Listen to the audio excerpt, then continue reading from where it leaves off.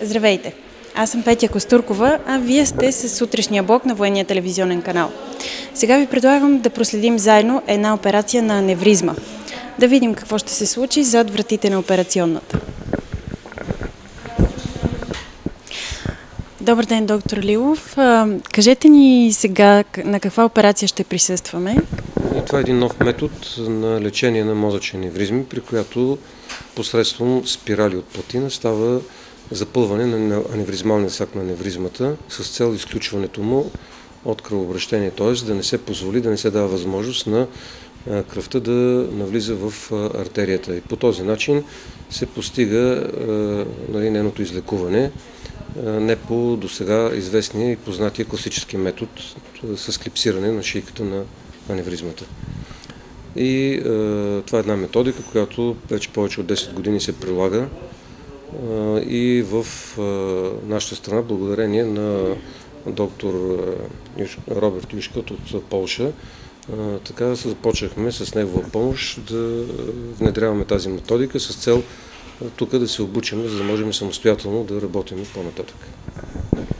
Добре, бихте ли ни го представили? Сега той и ще осъществи именно тази емболизация. Ще аплицираме, ще вкараме вътре в аневризмалния сак необходимия брой спирали с цел този пациент да бъде излекуван по този нов начин. В кои случаи се прибягва до използването на тази апаратура, освен тези аневризми? Тази методика се прилага при аневризми, при съдови малформации на мозъка, при което пак при съдовите малформации се запушват приводящите, хранещите съдове с цел пак излекуване по този нов ендоваскуларен способ, за да се избегне класическата операция, като веднага искам да кажа, че не всички аневризми са показани за лечение по този метод и една част от тях съответно си се лекуват по стария, известния класическия, не стария, класическия способ на неврохирургията. Има ли риск за пациента и колко е голям той при тази операция? Специално в този случай се касае за пациент, който е с 8 мм аневризма на каротис интерна и ако трябва да се сравнява риска в този случай е 4-5%, докато в случаите, когато се работи по класическия метод с отваряне на главата и с клипсиране на шийката, значи тогава процента за усложнения, за опасност от усложнение е между 15 и 20%, така че риска е значително снижен. Има ли някаква възрастова граница, при която не може да се използва този вид операция?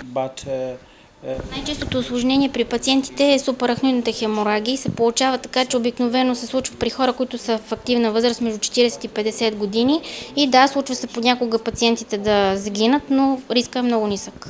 С кои клиники от Европа сте в тясно взаимодействие? Има ли такива?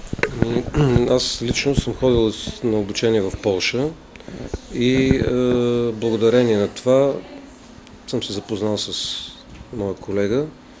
И тъй като знам неговите възможности и способности, съм предпочел да работя с него.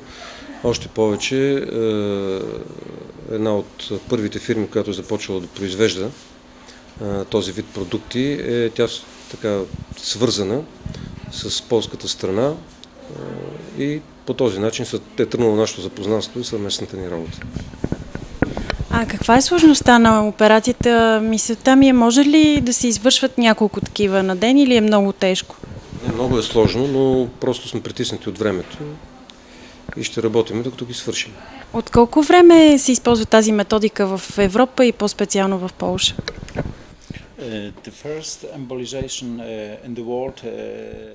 За първи път в Европа процедурата е проведена през 1990-та, в Полша са започнали да работят през 2000-та година. Той специално работи около 200 човека на година, а в цяла Полша работят около 500 човека на година. This is 52 years old.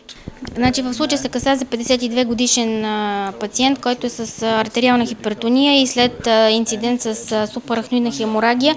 При него аневризмата е на вътрешната каротидна артерия, 8 мм е. Между 20 и 30% от пациентите, които са с супарахноидна хеморагия, умират. Така че при него риска е изключително висок при повторна хеморагия да почине. Идеята е да се влезе с микроводач през артерията, да се достигне до аневризмата и да се въведат микроплатинени спирали, които всъщност да се постигне емболизация и проблема да изчезне. Колко дълго трае самата операция? How long is the whole procedure? Обикновено в средно времето се приема, че около 2 часа, пунктира се феморалната артерия, качва се с микроводач, не може да се даде точно дефиниция, никой не знае колко точно ще продължи. В момента съм заедно с анестезиолога. Искате да чуете за тайната на анестезията. Значи има две таинства в живота. Едното е събуждането сутрин от сън и другото е събуждането от анестезията. Така че аз не казвам, че ние сме богоизбраните, но все пак сме близо до Господа. Сега, понеже работя с великолепен екип, както в моята клиника, в нашата клиника по анестезиология и реанимация под ръководство на доцент Петров, така и с тези колеги, които са тук, то никак не е трудно да работиме и смятам, че ние, доближавайки се до златния стандарт за провеждане на такава анестезия, както разбира се правят нещата в Европа, ние работим по протокол, нещата стават лесно, безпроблемно и най-вече добре за пациентите. Чувала съм, че при анестезията винаги има някакъв процент риск и че е възможно въобще пациентите да не се събудят от пойка. Вярно ли е? Какъв е процента? По принцип, всяка манипулация, независимо дали се касае за анестезия или за оперативна намеса, крие риск. На базата на това са разработени проценти за всяко едно нещо. Да, разбира се, при нас също съществува риск от не толкова колкото да не се събуди пациента, колкото да настъпнат усложнения по време на както на анестезията, така и в резултат на манипулацията. И нашата основна цел е да държиме виталните функции и параметри на пациента в границата на референтните стойности, да бъдем в много добра комуникация с водещият оператор, в случая колегата, за да можем евентуално проблеми, възникнали в хода на анестезията и неговата работа, да бъдат превентирани, в крайна сметка болният да се събуди, все едно не е бил никога под анестезия, в едно добро състояние, в едно добро състояние на духа и в крайна сметка да му бъде решен проблем с аневризмата. Докато лекарите се подготвяха за операцията, нашият екип търпеливо изчакваше зад стъклената преграда. Тези мерки бяха необходими, тъй като в операционната зала имаше рентгеново лъчение. Екипът ни си тръгна, оставяйки пациента в ръцете на истински професионалисти.